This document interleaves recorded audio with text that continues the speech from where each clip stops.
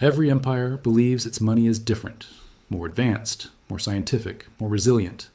Every empire believes it has learned from history, and every empire is wrong, because history doesn't repeat through events, it repeats through incentives. And the incentives that govern money have never changed. Empires don't collapse when armies lose battles. They collapse when their money loses meaning. And when you study history closely, you realize something unsettling. Every empire's money ends the same way. Not because of coincidence, not because of bad luck, but because power and money always collide. In the beginning, empire money is boring, and boring is good. It's limited, predictable, trusted. Early empires don't need complicated financial systems because power is still grounded in reality.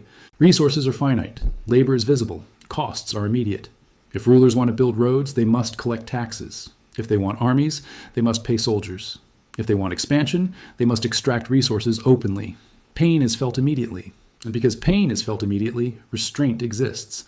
This is why early empires expand slowly. Money acts as a signal. It communicates scarcity. It enforces discipline. It limits ambition. But success is dangerous because success breeds confidence, and confidence erodes restraint. As empires grow, their needs multiply. Borders stretch farther. Armies grow larger. Administrations become complex. Managing power becomes expensive. And eventually, rulers face the same dilemma every empire faces.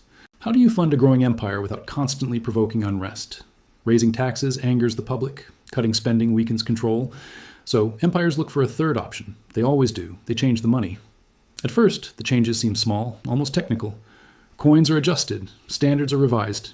New financial instruments appear. Nothing dramatic happens. Markets continue. Trade flows. Life goes on. And because life goes on, trust survives. This is the most dangerous phase. Because it teaches leaders that manipulation works, they learn that consequences can be delayed, that costs can be hidden, that money can absorb pressure without immediate backlash. Once this lesson is learned, it's never unlearned. Money stops being a constraint. It becomes a lever. And when money becomes a lever, discipline disappears. Wars can be funded without immediate sacrifice. Public promises can be made without real backing. Growth becomes expected, not earned. This is the point where empires begin consuming the future to protect the present. Debt grows. Money supply expands, intervention becomes routine, and because the system still functions, no one panics. People adapt. Prices rise gradually, wages lag quietly, savings erode invisibly. Each change feels tolerable, and because it's tolerable, it's accepted. This is how decay hides. Empires do not decay loudly, they decay politely. By the time instability becomes visible, it feels normal. The next generation inherits a weaker system and treats it as baseline. Higher debt feels normal, lower purchasing power feels normal. Constant intervention feels normal.